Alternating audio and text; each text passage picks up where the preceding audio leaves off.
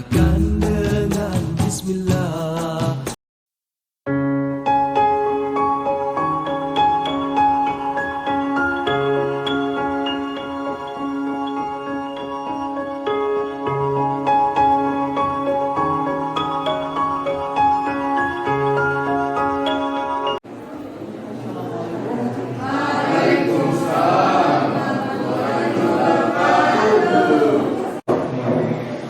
Bismillahirrahmanirrahim. Assalamualaikum warahmatullahi wabarakatuh. Waalaikumsalam warahmatullahi wabarakatuh. Bismillah, alhamdulillah, wassalatu wassalamu ala rasulillah wa man tabi'ahum bi ihsanin ila yaumil qiyamah, amma ba'd. Kaifa halukum? Alhamdulillah, kita wajib bersyukur kepada Allah Subhanahu wa taala pada pagi hari ini kita masih diberikan kesehatan, umur yang panjang dan dapat melaksanakan kewajiban dari Allah Subhanahu wa taala yaitu sholatul ilmi. Baik, sebelumnya Bapak ingin mengecek absen terlebih dahulu. Abdian, Andika, Armipa, Arif, sakit. Yang kemudian Basir, Fikri sakit, kemudian juga Yasin sakit. Untuk rekan-rekan kita yang sakit kita doakan semoga lekas sembuh. Amin. Untuk mengawali pertemuan hari ini agar kita bertambah keberkahan dari Allah, marilah kita berdoa. Untuk doa silakan dipimpin oleh ketua kelas. Qobla nata'alam ayamina doa bidayah. Bismillahirrahmanirrahim.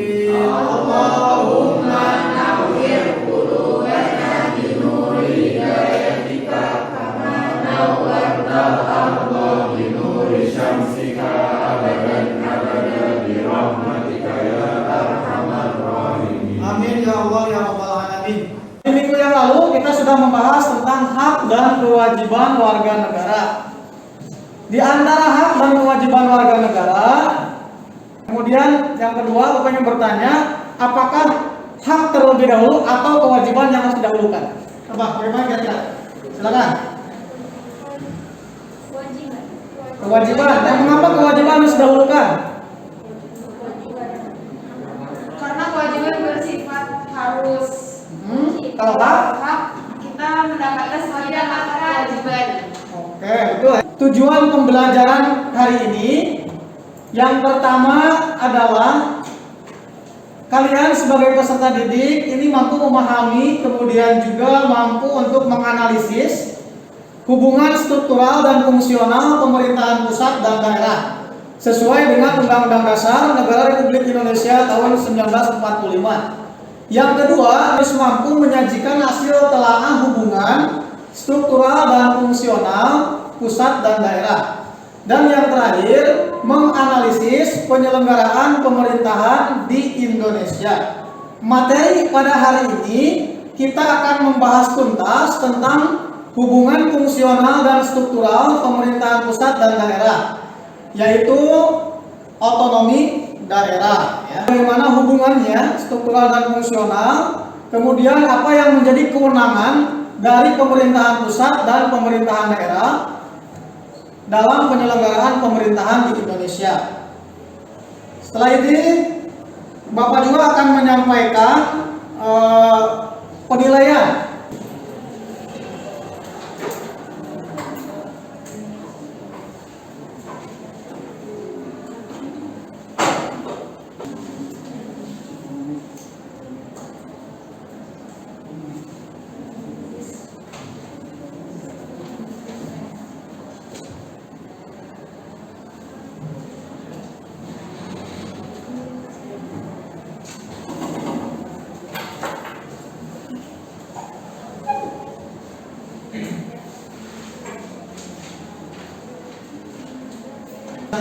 Silakan untuk kelompok 1 menyampaikan pemaparan hasil diskusi kelompoknya.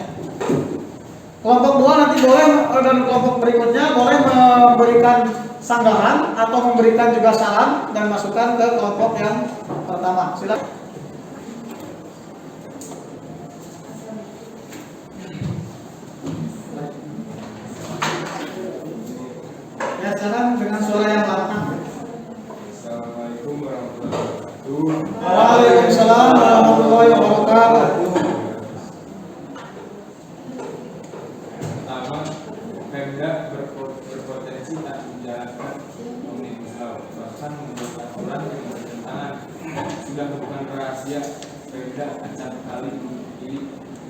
daerah sendiri yang berseberangan dengan langkah pemerintah pusat berupa membimbing aturan yang muncul di berbagai daerah bisa dibayangkan jika keberadaan peraturan daerah, peraturan gubernur, hingga peraturan bupati dan wali kota kontradiktif dengan aturan di atasnya. Masih ada? Jadi, Silakan.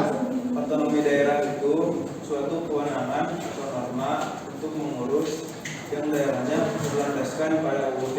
Tapi Omnibus Law atau peraturan UUD ini memberikan dampak yang bisa dibilang signifikan karena Omnibus Law ini pun mendukung penindasan dan kecurangan bagi kaum buruh dan jaminan pekerjaan layak dihilangkan karena outsourcing. Outsourcing ya. Oke. Berikan dulu kelas untuk kelompok 1. Silakan untuk kelompok 2 untuk memaparkan hasil diskusi yang sudah diberikan di link ya. Ada 4 di sana, ada 4 pertanyaan kan? Ya, silakan untuk menyampaikan.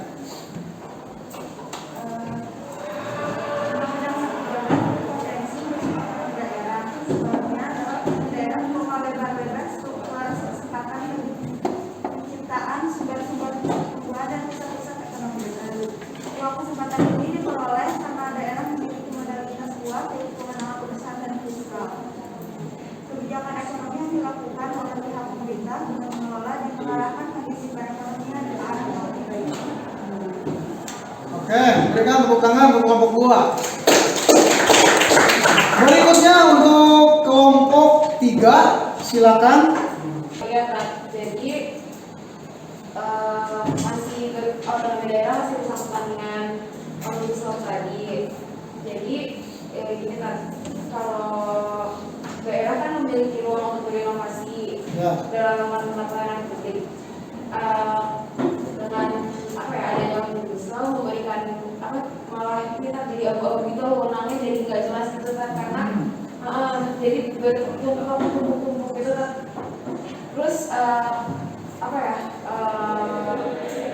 berdasarkan studi KPPOD tahun 2020 yang fokus pada dan penyederhanaan perizinan, kemudahan berusaha dan administrasi pemerintah menunjukkan bahwa upaya simplifikasi dan standarisasi perizinan usaha pada RUU Cipta Kerja justru memberikan ketidakpastian dan berpotensi menciptakan inefisiensi pelayanan publik di daerah. Oke, terima kasih Mbak Nadia ya. Betul. Memang isu di kelompok yang kelima ya, kelompok 5, silakan.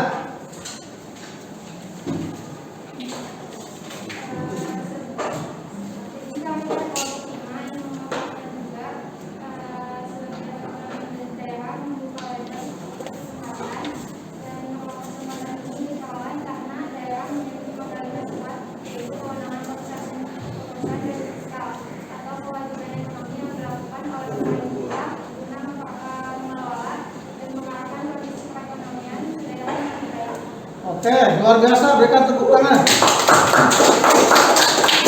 Nah, betul ya. Ini ada desentralisasi. Desentralisasi adalah penyerahan wewenang pemerintahan oleh pemerintah kepada daerah otonom untuk mengatur dan mengurus urusan pemerintah dalam sistem kenegaraan Republik Indonesia. Desentralisasinya ada 2, yaitu ada kelebihan sama kelemahannya.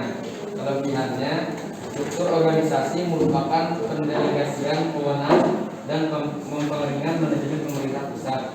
Terus ada mengurangi bertumpuknya pekerjaan di pusat pemerintahan. Terus ada lagi dalam menghadapi permasalahan yang mendesak, pemerintah daerah tidak perlu menunggu instruksi dari pusat. Itu yang kelebihan. Yang kelemahannya, keseimbangan dan keserasian tujuan dapat mudah terganggu. Yang pertama, menurut saya secara konseptual pelaksanaan otonomi daerah di Indonesia dilandasi oleh 3 tujuan utama yang meliputi tujuan politik, tujuan administratif, dan tujuan ekonomi.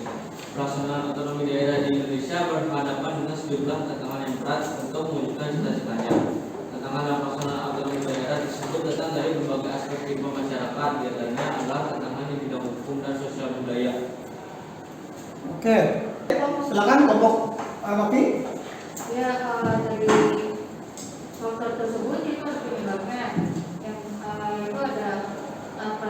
keseluruhan aspek regulasi yang terkait dengan penyelenggaraan pemerintahan daerah dan implementasi regulasinya. Undang-Undang Nomor 32 Tahun 2004 telah berhasil menyelesaikan beberapa masalah dalam penyelenggaraan pemerintahan daerah, namun dalam pelaksanaannya ketidakjelasan yang ada dalam undang-undang ini sering menimbulkan permasalahan baru yang dapat menjadi sumber konflik antara susunan pemerintahan dan aparaturnya. Ya, luar biasa.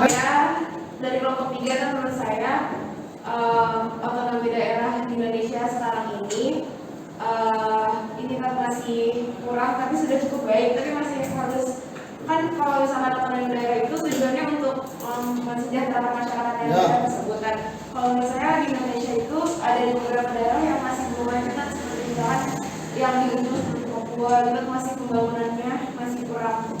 Dan harapan saya ke depannya semoga Indonesia ada pemerintah yang bisa lebih amanah supaya pemerataan kesejahteraan ya. Oh, tapi luar biasa. Oke, yang lain ada yang ingin menambahkan mungkin?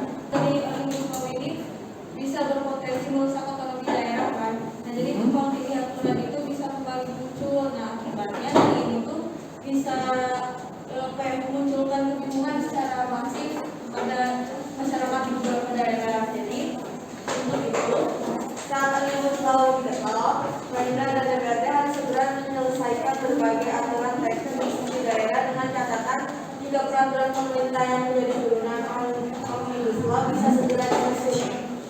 Dengan applause baru.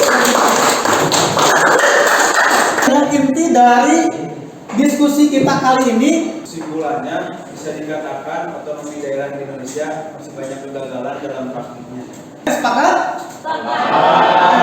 Materi kali ini, apakah ada apa saja yang kalian dapatkan? Boleh? Dari waktu 1, dengan adanya otonomi daerah, maka setiap daerah yang ada di Indonesia dapat membuat kebijakan masing-masing daerah mereka sendiri, tetapi tidak bertentangan dengan UUD 1945. Berikan applause buat rekan kita ya. Apakah ada yang belum kalian pahami? Apa manfaat yang dapat dari pelajaran hari ini? Silakan.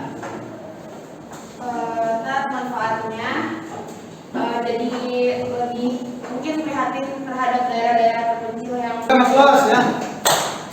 Agar pembelajaran kita ini bisa ada perbaikan ke depannya, silakan nanti kalian mencatatkan hasil analisis dari kelebihan dan kekurangan kegiatan pembelajaran pada hari ini.